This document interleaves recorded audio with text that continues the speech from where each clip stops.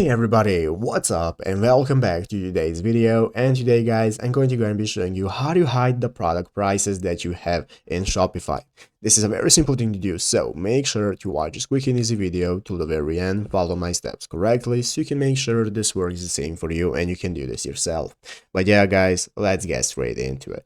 So the first thing you want to do is to go ahead and open up the official Shopify page right here at shopify.com if you've not already. After opening it up, you want to go ahead and log into your account that is managing your store, and after logging in, you'll be greeted by this home page right here. This is the main page where you can get started with adding your products and so on. So guys, after clicking on the product section right here, the left side screen, we can find our products, and here we can find all the prices for our products. But if we want to hide our prices from customers, this is how to do it. As you can see right here on the official Help Shopify Center, you can see somebody told us exactly what we have to do. So as you can see, here are the steps we want to do. Well, we want to go to open up Shopify admin and go to settings. So let's go ahead and open up our settings right here and click on general. So under general, we are now going to go ahead and click that general option. And as you can see in the store default section, you want to click change formatting. So as you can see, here is our store defaults, and now we can go ahead and click to change formatting. So you can go ahead and select this change formatting option right here. So I'm going to click right here on the three dots and click change currency formatting. And as you can see, this is now going to open up this option where you can see wrap the first two formats in a span element with a class set to hidden. So don't use quotes, for example. Here is how it's going to look.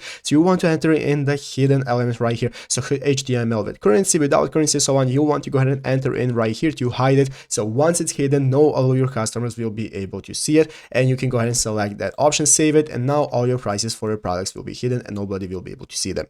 But yeah, guys, basically that is how to do it. So I hope this video was helpful. If it was, make sure to leave a like, subscribe to the channel. So you guys, thanks for watching, take care, and bye.